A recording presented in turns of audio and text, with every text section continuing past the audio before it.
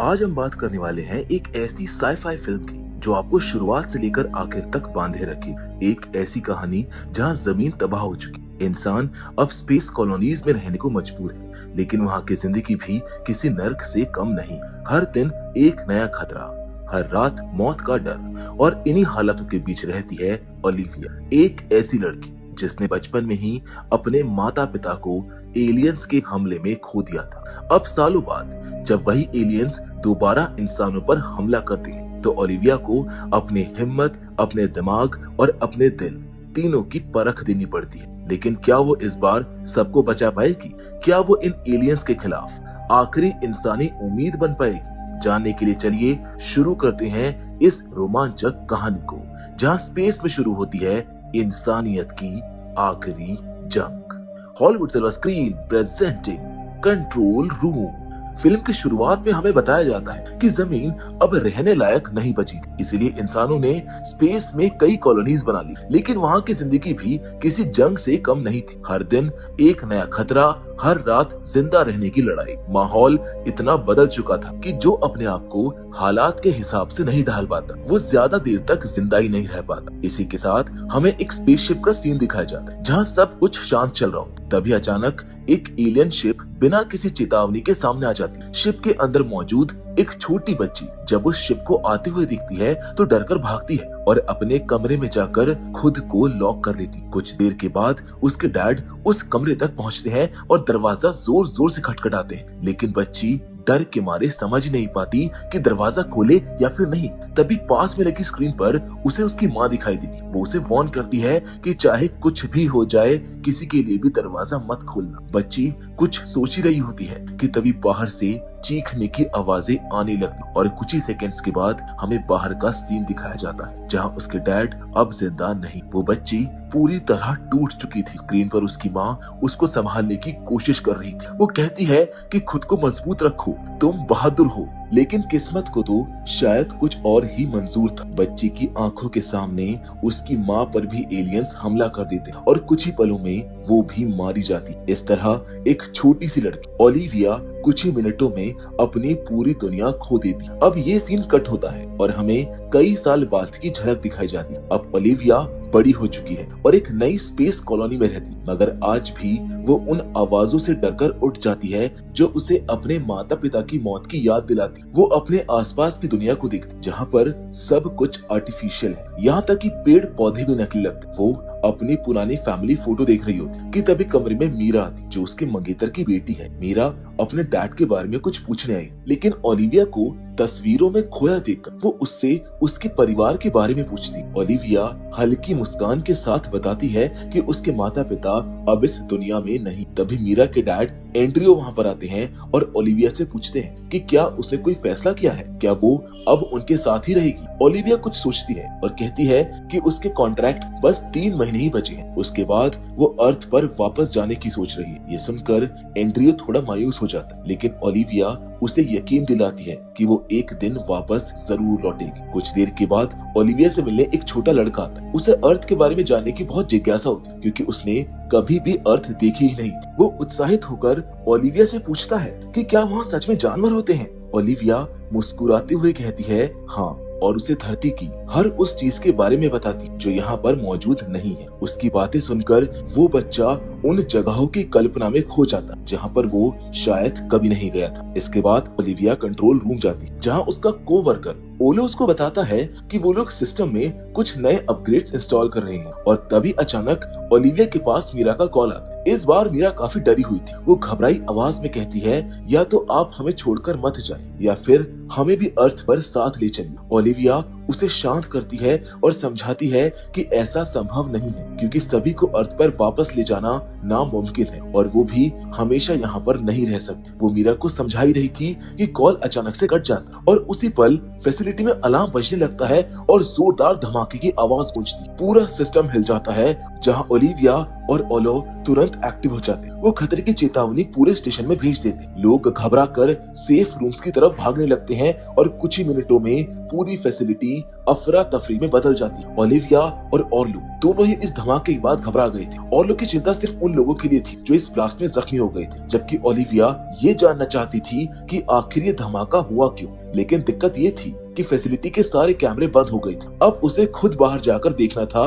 कि आखिर मामला क्या है। और जैसे ही वो बाहर जाने का सोचती है, ऑर्लो की नजर खिड़की से बाहर जाती है जहां पर एक अजीब सी एयरशिप मंडरा रही थी। दोनों को समझते देर नहीं लगती कि ये कोई साधारण जहाज नहीं बल्कि एक एलियन शिप है। यानी इंसानों की इस कॉलोनी पर अब एलियंस का हमला हो चुका था। ओलिविया ने फौरन उस सेक्टर को सील करने की कोशिश की जहां पर वो स्पेसशिप दिखाई दी थी, लेकिन फिर भी किसी को नहीं पता था कि क्या एलियंस कॉलोनी के अंदर उतर चुके हैं या फिर नहीं। उसने नाइट विजन सिस्टम ऑन की, लेकिन वहां पर हर तरफ सिर्फ काला अंधेरा था। कुछ सेकंड्स के बाद जब उसने ट्रैकिंग सिस्टम एक्टिवेट किया तो स्क्रीन पर छोटे छोटे रेड डॉट्स चमकने लगे। ये डॉट्स दिखा रहे थे कि कुछ अजनबी जीव फैसिलिटी के अंदर पहुंच चुके हैं और तेजी से इंसानों को मार रहे हैं, जहां कुछ ही मिनटों में जिंदा लोगों से ज्यादा डेड बॉडीज के सिग्नल बढ़ने लगते। हालात बिगड़ता देख ओलिविया ने तुरंत लॉकडाउन का ऑर्डर दे दिया और सभी को नजदीकी शेल्टर्स में जाने को कहा। उसने मीरा को कॉल करके समझाया कि वो सेक्टर 2 में ही रहे और एंड्रियो को भी वहां पर पहुंचने के लिए कहा, मगर एंड्रियो अपनी डेस्टिनेशन तक पहुंच ही नहीं पाया। एलियंस ने रास्ते में ही उस पर हमला कर दिया। दूसरी ओर सेक्टर 5 को तो पहले ही बंद किया जा चुका था, लेकिन एलियंस ने उसे इस तरह तोड़ डाला था जैसे वो किसी कागज का दरवाजा हो। ये सब देखकर ओलिविया और ऑर्लो दोनों के चेहरों पर डर साफ झलकने लगा था। सेक्टर 5 में मौजूद सभी लोग अब तक मारे जा चुके थे। ओलिविया ने बाकी सेक्टर्स के लोगों को जल्दी से गाइड किया कि सेक्टर 1, 2 और 3 के लोग शेल्टर 2 की तरफ जाएं और सेक्टर 4 और 5 के लोग शेल्टर 1 में पहुंचे। लेकिन हर कोई वहां पर भागना नहीं चाहता था। कुछ लोग डरे हुए जरूर थे, मगर लड़ाई छोड़ने को तैयार नहीं। वो हथियार उठाकर एलियंस का मुकाबला करना चाहते थे। ऑर्लो ने उन्हें समझाने की कोशिश की। उसने कहा कि देखो, इनसे लड़ना मतलब अपनी मौत को बुलावा देना होगा।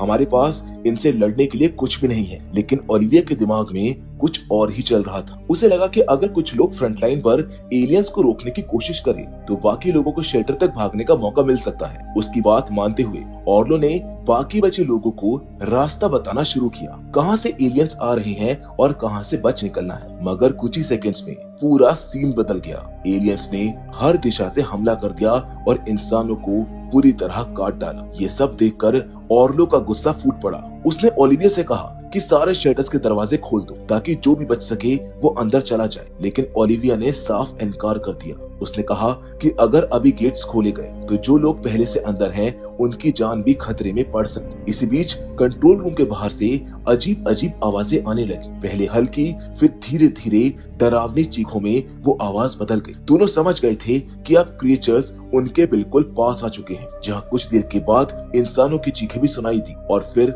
सब कुछ खामोश हो गया। माहौल इतना डरावना था कि इन दोनों को यकीन हो गया था कि बाहर जो भी लोग थे वो अब जिंदा नहीं है। अब दोनों तेजी से कंट्रोल सिस्टम की तरफ लौटे ताकि बचे लोगों को बचाने का कोई रास्ता निकाल सके। बहुत से लोग अभी तक शेल्टर्स तक नहीं पहुंच सके थे और जो लोग पहुंच गए थे उनके गेट्स अभी भी खुले थे। ओलिविया ने कहा कि तुरंत सारे शेल्टर्स बंद कर दो, लेकिन ऑर्लो बोला थोड़ा इंतजार करो, कुछ लोग अभी अंदर जा रहे हैं। उसी वक्त उसने स्क्रीन पर दिखा कि शेल्टर 1 के अंदर उसके खुद के पेरेंट्स जा रहे हैं। वो इंतजार करता रहा कि वो अंदर चली जाए, लेकिन इससे पहले ही एलियंस वहां पर पहुंच गए और शेल्टर 1 के अंदर मौजूद हर इंसान को मार डाला। अब ऑर्लो पूरी तरह टूट चुका था। उसने अपने पेरेंट्स के साथ साथ कई लोगों को मरते देखा, लेकिन अब रुकने का वक्त नहीं था। तभी उन्हें शेल्टर 2 से कॉल आता। वहां भी क्रिएचर्स पहुंच चुके थे, लेकिन ओलिविया नहीं चाहती थी कि वहां के लोग डर जाए, इसलिए उसने झूठ बोल दिया कि आप लोग अभी 2 घंटे तक सेफ हैं। इसके बाद ओलिविया ने ऑर्लो से पूछा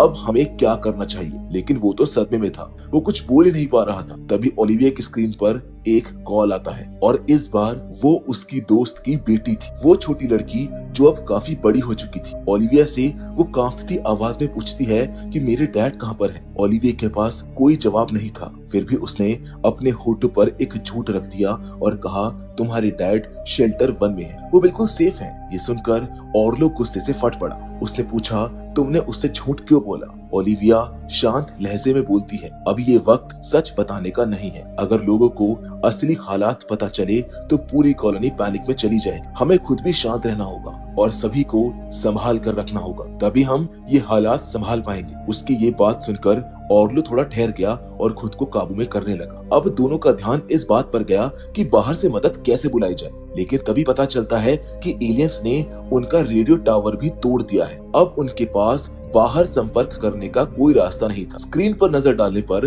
ओलिविया को दिखता है कि अभी भी 6 लोग ऐसे हैं जो किसी भी शेल्टर तक नहीं पहुंचे थे। वो बाहर कहीं पर छुपे हुए थे। ओलिविया बोलती है कि हम इनसे संपर्क कर सकते हैं, शायद ये लोग हमारी मदद कर सकते हैं। उन्होंने सबसे पहले एक चर्च में छिपे बूढ़े आदमी से कांटेक्ट किया। वो आदमी सबसे पहले अपने बेटे के बारे में पूछता है। असल में उसका बेटा मारा जा चुका था, लेकिन ओलिविया ने उसे भी झूठ बोल दिया कि वो ठीक है और सेफ है। इसके बाद ओलिविया ने एक और बंदे जिसका नाम निश है उससे बात की। उसने उसे टास्क दिया कि वो 2 घायल लोगों को शेल्टर रूम तक पहुंचा दे और उसी समय चर्च वाले आदमी को रेडियो टावर रिपेयर करने की जिम्मेदारी दी गई। वहीं एक कपल माइंस के अंदर छिपा हुआ था, जिन्हें ओलिविया ने कंट्रोल रूम में बुलाने का फैसला किया ताकि वो भी सेफ हो जाए। उधर रेडियो टावर के पास बशीर नाम का एक लड़का काम कर रहा था। ओलिविया देखती है कि उसके पीछे एक भयानक क्रिएचर धीरे धीरे बढ़ रहा है। दूसरी ओर निश जो उस कपल की मदद कर रहा था, देखता है कि दोनों की हालत बहुत खराब है, वो किसी भी पल दम तोड़ सकते हैं। ओलिविया ने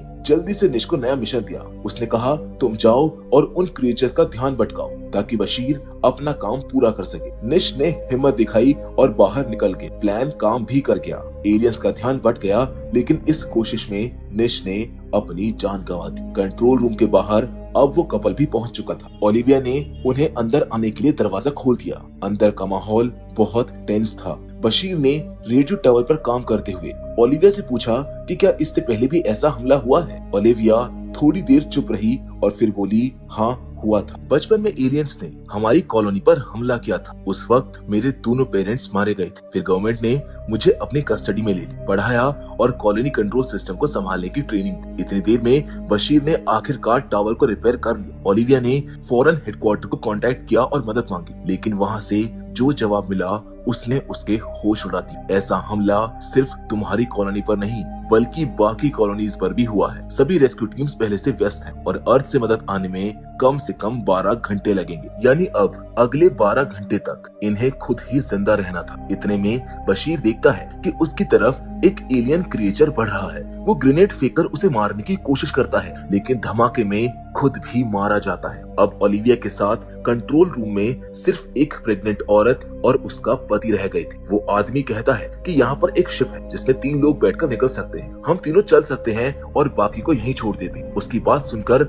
ओलिविया हैरान रह जाती है। वो बोलती है कि मैंने इन लोगों को बचाने के लिए अपनी जान दांव पर लगाई है और अब तुम ये कह रहे हो कि मैं उन्हें यहीं पर मरने के लिए छोड़ दूं। वो औरत भी किसी की बात सुनने को तैयार नहीं थी। जब ओलिविया ने उसकी बात नहीं मानी तो उस औरत ने गुस्से में आकर ऑर्लो की गर्दन पर गन रख दी। ओलिविया ने चेतावनी दी कि अगर तुमने उसे नुकसान पहुंचाया तो मैं शेल्टर 1 में बंद उस एलियन को माइन 1 की तरफ छोड़ दो जहां पर तुम्हारा पति। लेकिन वो औरत नहीं मानी और दोनों के बीच झगड़ा शुरू हो गया। गुस्से में ओलिविया ने सचमुच वो शेल्टर खोल दिया और एलियन मॉन्स्टर बाहर आ गया। आवाजें सुनकर वो क्रिएचर सीधा माइन की ओर चला गया और उस औरत के पति पर हमला करने लगा। वो आदमी किसी तरह जान बचाकर भागा और कंट्रोल रूम की तरफ पहुंच गया। ओलिविया ने तुरंत दरवाजा खोल दिया ताकि वो अंदर आ सके, लेकिन साथ ही में वो मॉन्स्टर भी अंदर घुस आया। अब वो औरत जिसके हाथ में गन थी सब कुछ भूलकर उसी एलियन पर टूट पड़ी। कंट्रोल रूम के अंदर अब मौत और डर का खेल शुरू हो चुका था। एक ही पल में वो मॉन्स्टर तेजी से जंप करते हुए उस लड़की तक पहुंचा और उसको मार डाला। ये देखकर उसका पति डर के मारे पीछे हट गया, लेकिन अब वो मॉन्स्टर उसकी तरफ बढ़ रहा था। तभी उसकी नजर ओलिविया पर पड़ती है जिसके वो पीछे लग जाता है। अपनी जान बचाने के लिए ओलिविया भागते हुए एक रूम के अंदर चली जाती, जिसके दरवाजे को वो एलियन एक ही जोरदार पंच में तोड़ देता है। उसी वक्त ऑर्लो पीछे से उस एलियन पर हमला कर देता है ताकि ओलिविया को बचा सके, मगर हमला होते ही वो क्रिएचर ऑर्लो की तरफ मुड़ जाता है। ऑर्लो के पास उस वक्त सिर्फ एक ग्रेनेड था। उसने बिना समय गवाए ग्रेनेड उस मॉन्स्टर पर फेंक दिया। अब उस धमाके से वो मॉन्स्टर तो मारा गया, लेकिन ऑर्लो खुद भी पूरी तरह घायल हो गया था। ओलिविया तुरंत उसके पास दौड़कर पहुंचती है और समझ जाती है कि आसपास और भी कई एलियंस मौजूद हैं। उन्हें भटकाने के लिए वो वाइड नॉइज ऑन कर देती और ऑर्लो के पास बैठ जाती। तभी एक और क्रीचर वहां पर आ जाता है जो उस वाइड नॉइज को उठाकर दूर फेंक देता है। अब हालात और खराब हो चुके थे। ऑर्लो ओलिविया से कहता है, तुम यहाँ से निकल जाओ, मैं वैसे भी अब ज्यादा देर तक नहीं टिक पाऊंगा, कम से कम तुम्हें तो बचा लूंगा। इतना कहकर वो खुद उन क्रिएचर्स के सामने खड़ा हो जाता है ताकि ओलिविया को मौका मिल सके। और जैसे ही ऑर्लो उनका ध्यान खींचता है, ओलिविया पीछे के दरवाजे से भाग निकलती। वो अब इमरजेंसी शिप तक पहुंच जाती। अगर वो चाहती तो वहीं से भाग सकती थी, लेकिन तभी उसे अपने दोस्त की बेटी और बाकी लोगों की याद आ जाती। वो तुरंत वापस लौटने का फैसला करती। अब वो कंट्रोल रूम में पहुंचकर मॉन्स्टर्स की लोकेशन ट्रैक करती, जहां पता चलता है कि सारे एलियंस सेक्टर 5 में हैं। वो जान चुकी थी कि वाइड नॉइज से ये एलियंस डिस्ट्रैक्ट हो जाते, इसीलिए वो ढेर सारे ग्रेनेड और वाइड नॉइज डिवाइसेस लेकर सेक्टर 5 की ओर निकल पड़ती। वहां पहुंचकर वो एलियंस को वाइड नॉइज से भटकाती है और अलग अलग जगहों पर ग्रेनेड्स लगा देती, जहां कुछ ही देर में वो बाहर निकलती है और जोरदार ब्लास्ट करती। धमाका इतना बड़ा होता है कि एलियंस के शिप और वहां पर मौजूद सारे मॉन्स्टर उड़ जाते हैं। शेल्टर में छिपे सारे इंसान अब पूरी तरह से सेफ थे और उसी वक्त रेस्क्यू टीम भी वहां पर पहुंच जाती, जो एक एक करके लोगों को बाहर निकालने लगती। ओलिविया की दोस्त की बेटी भी बाहर आती है और अपने पापा के बारे में पूछती, जहां पर उसे पता चलता है कि उसके पिता अब नहीं रहे। ये सुनकर वो टूट जाती है, जिसके बाद वो ओलिविया के बारे में भी पूछती है। रेस्क्यू टीम उसके बारे में कोई जानकारी नहीं होती। तभी वो बच्ची नीचे देखती, जमीन पर ओलिविया की फैमिली की पिक्चर पड़ी होती। वो रेस्क्यू टीम से कहती है कि ओलिविया जरूर यहीं कहीं है, जहाँ कुछ देर की खोज के बाद आखिरकार टीम को ओलिविया मिल जाती। वो जिंदा थी और सही सलामत भी। वो बच्ची भागकर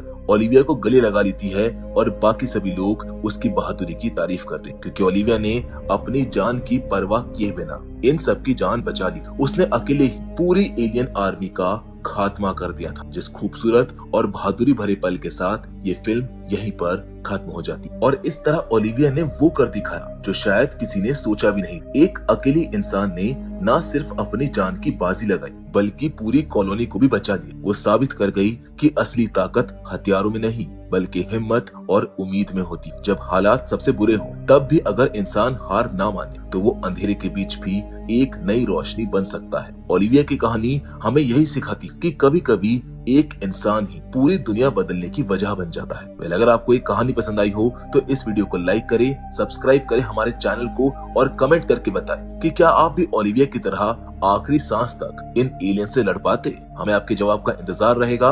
बाकी फिलहाल आज की इस वीडियो में बस इतना ही, लेकिन हमेशा की तरह हम आपसे जरूर मिलेंगे और वो भी एक और नई इंटरेस्टिंग कहानी के साथ। पर तब तक के लिए धन्यवाद।